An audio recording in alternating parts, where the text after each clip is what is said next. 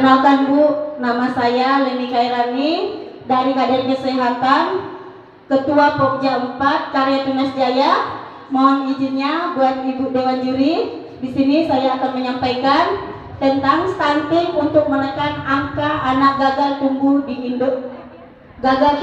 Indonesia. Next. Di sini Bu-ibu, stunting itu ialah keadaan gagal tumbuh pada anak yang mana tidak sesuai dengan usia seumurnya dan bisa disertai dengan kurangnya gizi kronis. Stunting juga mempengaruhi tinggi badan anak yang akan dikatakan seperti yang biasa kita umumnya dengar, apa Bu? Cebong atau kerdil. Ibu-ibu, kalau dia pendek, apa dia stunting? Tidak. Belum tentu. Pintar ya Bu ya. Oke, berarti ibu-ibunya walaupun siang masih konsentrasi ya Bu. Baik, Bu, next Bu.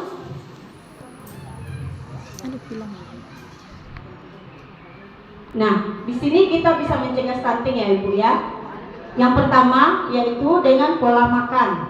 Yang kita ketahui pola makan seperti mengkonsumsi sayur mayur dan protein seperti apa Bu? Kita tak perlu Bu mencari yang mahal. Kita cari yang ada standar di dekat kita. Seperti apa Bu? Telur ya Bu, sayur yang ada di sekitar lingkungan kita. Yang kedua yaitu pola asuh. Pola asuh kita terkadang kita kurang baik memberi makanan pada bayi dan balita, yang mana pada masa bayi si anak baru lahir udah diberikan makanan seperti katanya anaknya nggak kenyang dikasih sun atau pisang. Oke, next Bu. Yang kedua sanitasi. Sanitasi itu sangat mempengaruhi Bu. Kebersihan itu sebagian dari iman Bu. Makanya kita harus menjaga kebersihan supaya kita tidak terkena penyakit infeksi seperti diare ya Bu ya. Itu yang sudah jelas dengan kurangnya MCK ataupun masih buang air besar sembarangan. Apalagi daerah kita masih banyak yang daerah kebun ya Bu ya, yang WC-nya belum ada ataupun WC-nya kalau nggak WC pakai tojo ya Bu ya. Jadi itu sangat mempengaruhi ya Bu ya.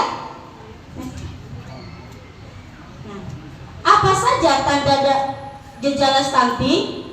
Pertumbuhan terlambat.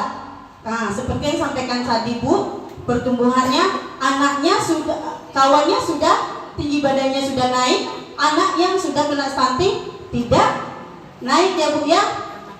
Yang kedua, wajah lebih muda dari kawannya. Anak saya comel deh, wajahnya gitu-gitu aja, masih kena anak.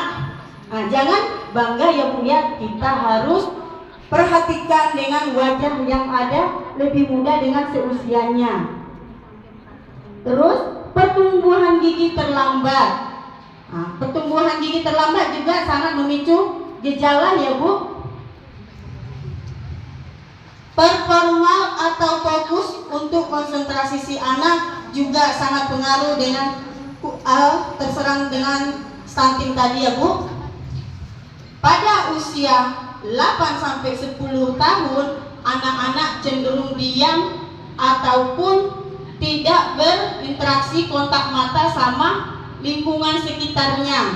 Misalnya anaknya suka di kamar, terus kalau duduk dia asik sendirian, tidak mau berkontraksi sama kawan-kawannya yang lain.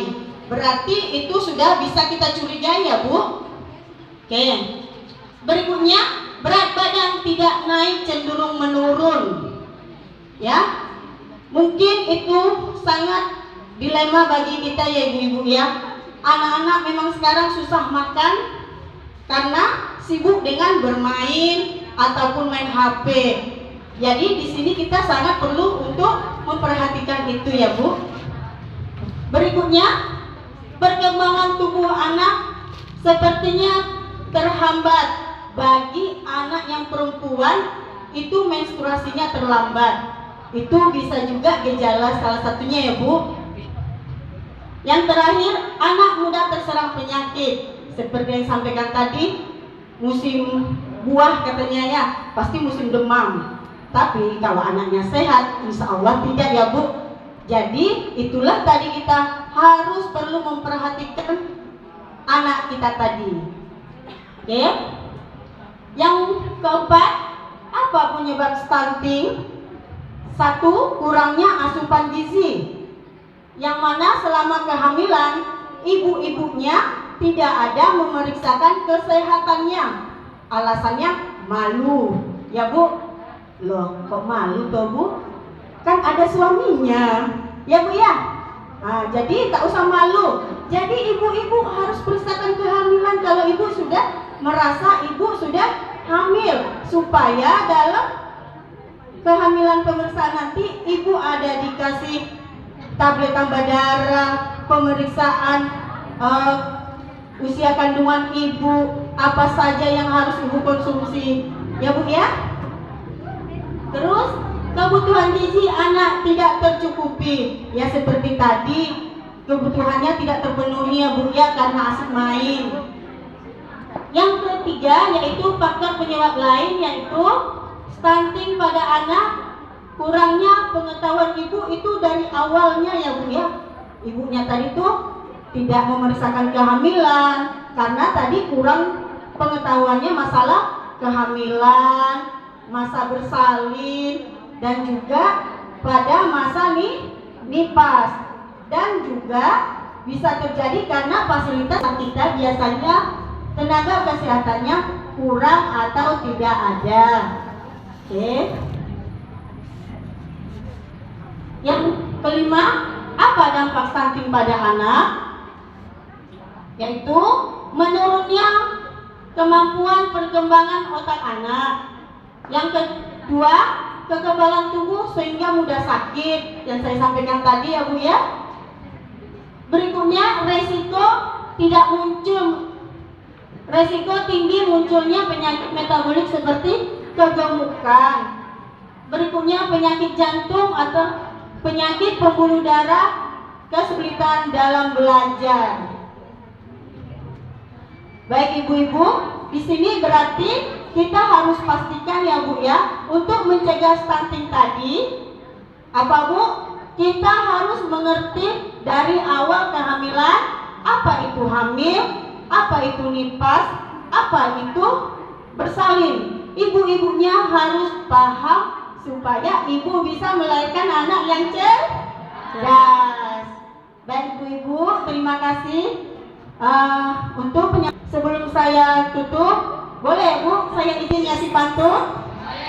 Oke, maaf ya Bu, pantunnya masih di HP. Tak bisa pantun sebenarnya Bu, tapi kepengen. Oke, baik ibu-ibu, bawa buku naik ke Tinting. Cakep. Saya bawa ke kampung cerdas. Cakep. Ayo kita entaskan stunting agar anak Indonesia cerdas. Baik, satu lagi ya Bu. Pergi ke warung membeli gunting, pulang-pulang ketemu Ibu Ika. Kalau mau mencegah stunting, mari kita mulai dari 1000 hari kehidupan. Oke, terima kasih. Wabillahi taufiq wal hidayah. Assalamualaikum warahmatullahi wabarakatuh.